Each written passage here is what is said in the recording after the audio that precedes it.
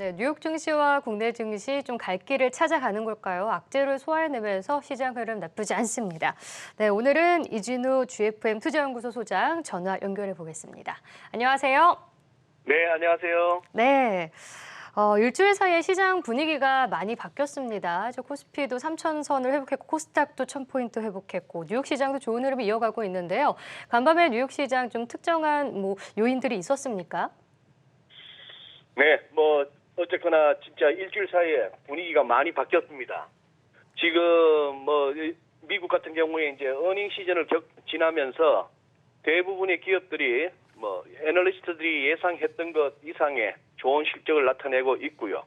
여러 가지 인플레이션 우려, 또 공급망의 어떤 교란 등등의 악재라고 우리가 인식해 왔던 것들에는 변화는 없습니다만 이렇게 최근에 소매 판매도 좋게 나오고 해서 그런데 한번 시장 흐름을 갖다가 쭉 한번 훑어보시죠. 보내드린 차트의 첫 번째 S&P 500 지수입니다. 최근에 이렇게 하락 이후에 올라오는 그 기운이 상당한데 지금 보시다시피 이미 최근 낙폭의 조정으로서의 한계는 이미 지났습니다. 61.8% 훌쩍 넘어섰고요. 그런 상황인데 이번에 하락폭은 채 5.9%, 6%가 안 되는 금융위기 이후 특히나 팬데믹 장세에서는 한 5% 정도면은 다시 반등이 났었던 그 흐름이 이번에도 여전합니다. 그 다음에 나스닥을 한번 보실까요? 나스닥도 어제부로 이제 이번 하락폭에 한 8% 가까이 빠졌죠. 여기에 대해서 61.8% 조정 레벨을 올랐었습니다.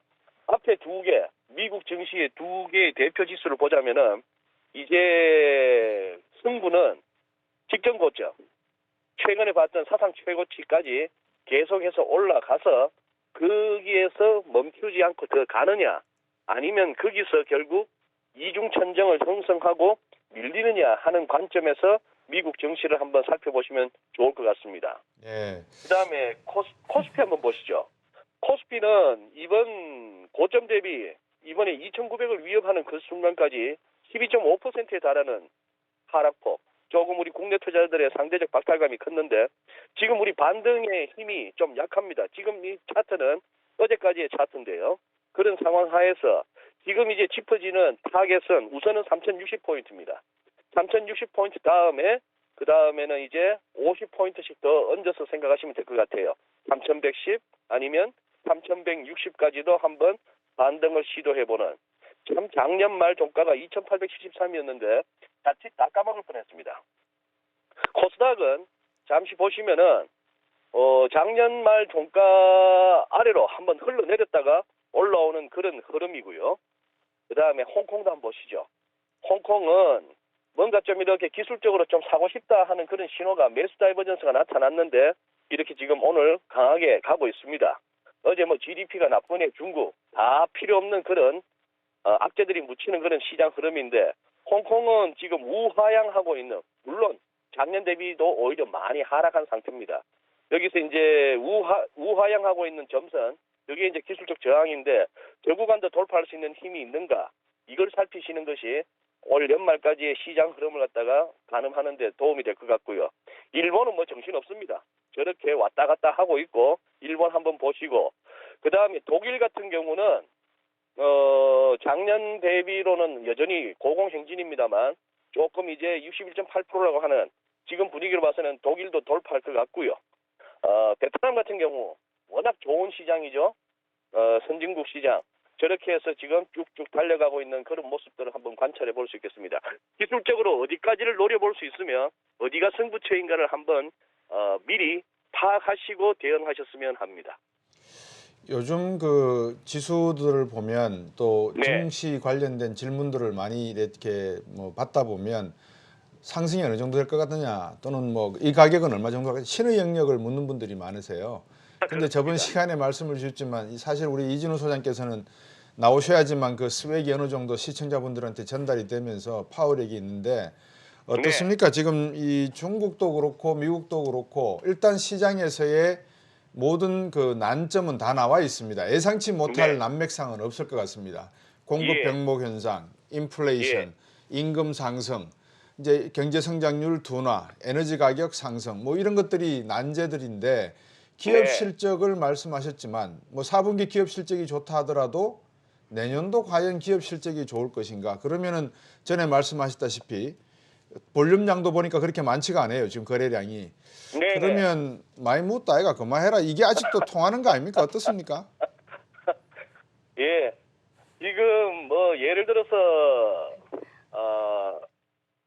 뭐 저기 월가에서도 젊은 분들이 소위 말해서 아직도 공대 근성 못 버려서 하는 뭐 구겐하임의 CIO 같은 분들 어제도 그런 얘기 했죠. 잘 달리고는 있으나 결국은 벽에 부딪힐 것 같다. 이 자꾸 이제 올해 시장에 오래 있었던 사람들은 지금의 이 랠리에 대해서 계속 의문을 품고 있는 그런 상황입니다. 그런 상황이고 사실 뭐 중국의 지표만 하더라도 간략간략하게 한번 보시죠. GDP 성장률 전년 대비 저렇게 4.9%밖에 안 된다는 얘기는 참 어지간히 만들어내는데도 불구하고 5%라는 숫자를 만들기는 좀 미안했나 봅니다. 제가 보기에는 4.9도 아닐 텐데 우리 뭐 지난 여름 중국 거의 올스톱하다시피 했는 그런 상황인데 그렇고요. 그 다음에 전분기 대비도 이렇게 부진한 그런 가운데에 그 다음 슬라이드도 한번 보시면은 산업 생산이나 소매 판매를 보면은 미국도 그렇고 중국도 그렇고 생산 쪽은 지금 공급 쪽은 부진합니다. 그럼에도 불구하고 사람들의 소매 판매 돈 쓰는 거는 여전히 왕성하다 하는 그런 상황인데 슬라이드를 훌쩍 넘기셔가지고 그쪽으로 한번 봐주시죠. 공급망 혼란이 지금 어느 정도인가를 하는 CNBC 기사를 한번 보시자면은 지금 오늘 올라가 있는 게 저 얘기입니다. 서플라이 체인 케이어스라고 표현해서 공급망의 혼란이 지금 이미 글로벌 성장을 갖다가 해치고 있는데 문제는 이게 더 당분간은 더 나빠질 것 같다 이런 얘기입니다. 지금 뭐 10월 13일 날 캘리포니아 LA 항에 저렇게 적체되어 있는 저런 화물 상황 사진도 있고 한데 이제 뭐 24시간 체제로 주 7일 막 돌리겠다는 얘기죠.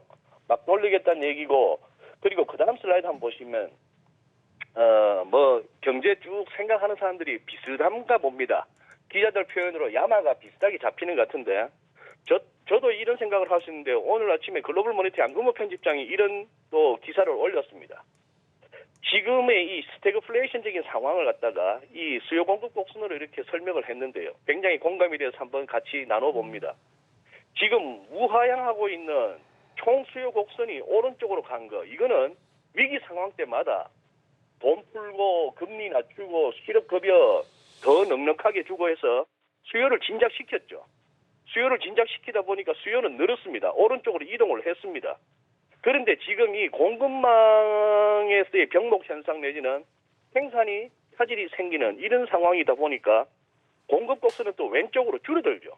줄어들다 보니까 결국 물가가 E0에서 E1으로 올라갑니다. 그리고 전반적인 어떤 산출량은 또 Y0에서 Y1으로 줄어들고요. 이게 소위 말해서 경기는 좀 가라앉는 가운데 물가는 올라가는 스태그플레이션적인 현상이죠. 현재 이 상황을 따라 스태그플레이션이라고 진단하는 데는 조금은 뭐 무모할 수도 있고 성급할 수도 있고 그래서 지금은 스태그플레이셔너리 이런 정도의 표현을 하고 있습니다만 이 상황 하에서도 지금 뭐 이런 악재들이 현재로서는 이제 묻히고 있는 그런 국면. 계속해서 이 누구나 조금씩은 생각하고 있는 이 버블 국면. 그러나 또 그 기저에는 그것도 있나 봅니다. 어쨌거나 경제는 앞으로는 더 좋아진다. 결국 코로나에서 벗어난다고 한다면 어제 미국 언론에서는 그게 또 난리였습니다. 바이든 대통령이 본인은 그렇게 마스크 쓰라고 난리를 쳐놓고 말이죠. 워싱턴 DC는 지금 현재 실내에서 마스크를 꼭 써야 되는 그런 맨데이트가 있는데도 불구하고 그 고급 레스토랑에 두 내외만 그냥 마스크 안 쓰고 이렇게 왔다 갔다 하던 게 막 동영상이 올라가고 그걸로 시끌시끌했죠. 뭐 그런 상황 하에 파우치 박사 무슨 대학생들 풋볼 게임 이것이 엄청나게 슈퍼 전염의 진원이 될 것이다 했는데 지금 뭐 여기저기 경기장에 사람들 마스크 안 쓰고 환호하고 하는데도 불구하고 그런 상황은 없이 케이스는 뭐 확진자 케이스는 줄어들고 있고 드라마틱하게 이런 식으로 해서 코로나 상황도 이제는 얼추 이제 진짜 코로나 갖고 이제 그만하자 이 소리가 소리가 나올 정도의 상황에서 뭐 더 나빠지기야 하겠느냐 하는 측면도 있겠습니다만 어쨌거나 지금으로서는 합리적인 어떤 예측은 불가능하고요. 앞서 이렇게 살폈던 그 차트들에서 보다시피 이왕 내친 그럼 미국 증시는 사상 최고치 최근에 봤던 거기까지 가보고 거기도 열 수 있는 힘이 있는지 거기서 추가 악재가 나와서 주저앉는지까지는 그냥 못 먹어도 고 우리도 남들 저만큼 달렸는데 우리는 아직도 처져 있으니 일단은 가보자 뭐 이런 상황이 이렇게 전개된다고 봐야 될 것 같습니다. 세계 최고봉인 에베레스트산 정상을 밟다 보면 그다음부터 네. 문제는 이제 내려오는 게 가장 큰 문제인데 하산을 잘해야죠. 예, 사고가 제일 많이 발생하는 게 이제 내려오는 경우가 아니겠습니까? 네. 방금 그 저 총수요 공급 곡선 차트 보여주시면서 네. 공급 곡선이 왼쪽으로 이동하고 수요 곡선이 오른쪽으로 이동하는 그림을 보여주셨는데 네. 시청자분들께서 이해를 하셔야 될 부분이 네. 이 그래프가 이동하는 폭이 예. 얼마나 크게 이동하느냐에 따라서 가격 결정의 그 가격 지표가 네. 그려주신 것보다 더 올라갈 수가 있고 산출량의 그렇죠. 감소가 더 많이 왼쪽으로 빠지면서 전반적인 스태그플레이션에 문제가 있다는 점을 말씀드리고 싶고요. 또 한 가지가 네. 최근에 이제 아까 칼 아이칸 말씀도 주셨는데 예. 돈이 많이 풀렸단 말입니다. 어쨌든 간에 이 돈을 흡수하는 게 가장 큰 관건인데 예. 저는 이 미국이 어떻게 하면 이 돈을 풀린 거를 다시 흡수할 것이냐 아니면은 중국의 위안화의 위상 강화를 막기 위한 전략적인 선택인가 이 점에 대해서 한번 고민을 해봐야 될 시점인 것 같아요. 우리 이진우 소장이 보시기에 미국의 그 전략적 관점에서 지금 돈을 푼 것이 고의성과 임의성이 함께 포함된 내용이다. 아니면 이건 어쩔 수 없이 총수요 케인즈의 정책에 따라서 아니면 MMT 방식에 의해서 푼 것이다. 어떻게 보세요? 간단하게. 예, 저는 뭐 각자 평가하는 게 다르고 MMT에 대한 기대와 우려도 엇갈리고 있습니다만 저 개인적으로 보자면은 위기 상황을 빌미로 해서 통화 정책자들 즉 중앙은행들이 너무 과감한 짓을 했고 이건 나중에 역사적으로 별로 좋은 평가를 못 받을 것이라고 생각합니다. 현재까지는 뭐 경제를 살렸다, 뭐 시스템을 구해냈다라고 합니다만 방금 말씀하신 칼 아이칸을 비롯한 나름대로 구루라고 할 만한 사람들은 다 그런 생각을 하고 있는 것 같죠. 저는 뭐 MMT 아직 시작도 안 했다고 봅니다만 이건 진짜 무시무시한 실험이라고 보여지고 그리고 위안화 뭐 달러 이 부분에서 전략적인 관계는 저는 아직까지는 바이든 행정부 출범 이후에 미중 간의 관계가 정말 적대적인 관계인지 이게 그냥 쇼인지 그 부분을 아직 저는 사실 제대로 분간을 못하겠습니다. 네. 네, 오늘 말씀 여기까지 듣겠습니다. GFN 투자연구소 이진우 소장과 함께했습니다. 고맙습니다. 네, 감사합니다. 고맙습니다. 예.